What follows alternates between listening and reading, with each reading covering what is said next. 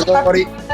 Right then, for this session, we are going to be covering ideation. Who's heard of reverse brainstorming at all? Something like turning a negative into a positive.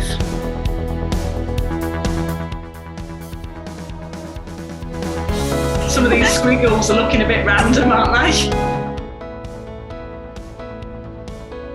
Any thoughts on today's session then and reverse brainstorming? I like how everyone gets a little bit out of the box. I love that.